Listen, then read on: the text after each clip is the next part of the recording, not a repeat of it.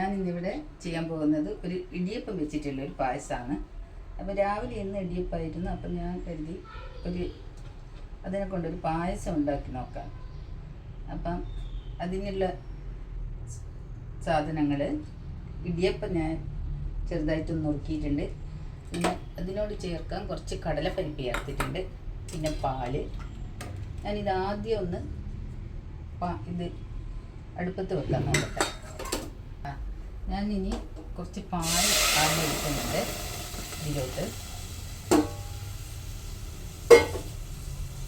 ഇനി നമുക്ക് ഉണ്ടാക്കി വെച്ച ഇടിയപ്പം ഇട്ട് കൊടുക്കാം.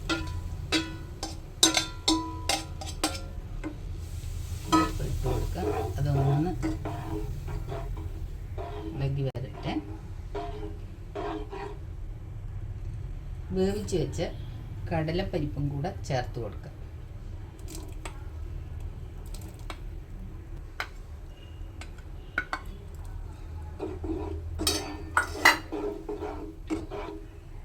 ഇത് നല്ല പോലെ ഒന്ന് പാലിൽ കിടന്നിട്ടൊന്ന് വെന്ത് വരട്ടെ.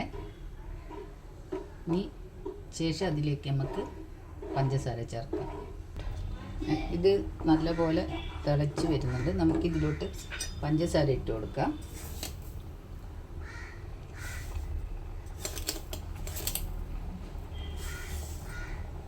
ഞാനൊരു ഏകദേശം 150 ഗ്രാമോളം പഞ്ചസാര എടുത്തിട്ടുണ്ട്. ഇതിനിയൊന്ന് നല്ല പോലെ കുറുകി വരട്ടെ. ഇത് എളുപ്പം ഉണ്ടാക്കാൻ പറ്റുന്ന ഒരു പായസമാണ്. നല്ല ടേസ്റ്റുമാണ്. പഞ്ചസാര നല്ല പോലെ അലിഞ്ഞു വന്നിട്ടുണ്ട്. ഇതിലേക്ക് ഞാനൊരു സ്പെഷ്യൽ ഇൻഗ്രീഡിയൻറ്റ് ചേർക്കുന്നുണ്ട്.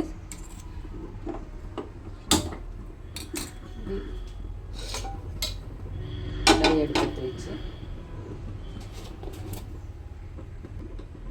അല്പം നെയ്യ് ഇട്ടിട്ട്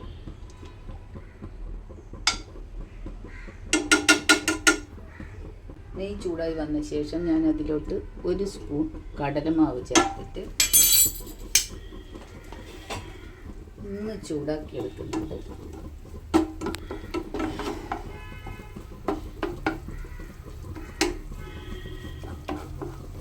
നല്ലൊരു ക്രീമി ടെക്സ്ചറുള്ളൊരു പായസമായിരിക്കും.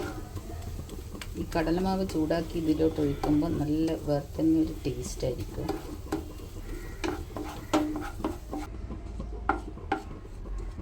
കടലമാവ് നല്ലപോലെ ചൂടായി വന്നിട്ടുണ്ട്. ഇത് ഇനി ഈ പായസത്തിലോട്ട് ഒഴിച്ചു കൊടുക്കാം.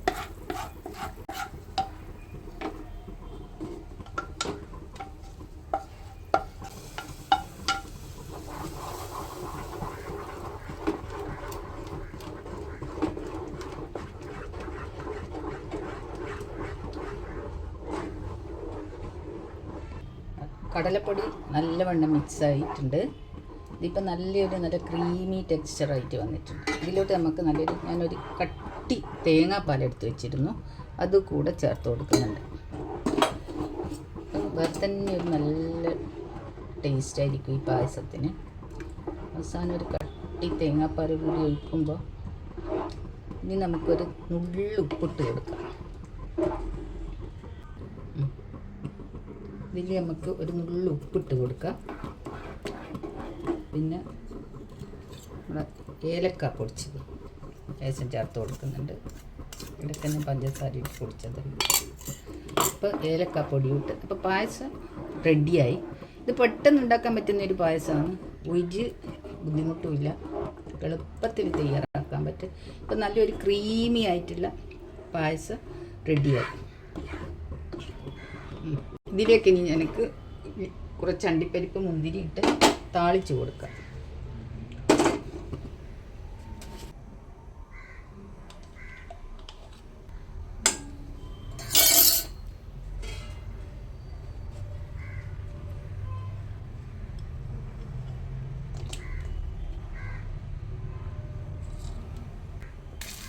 ഇതിന് മുന്തിരി ഇട്ട് കൊടുക്കാം.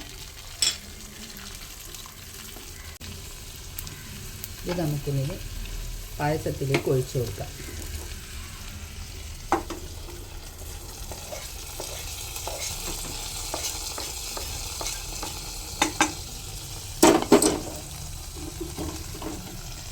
ഇനി നമുക്കൊരു സെർവിങ് ബൗളിലേക്ക് മാറ്റാം.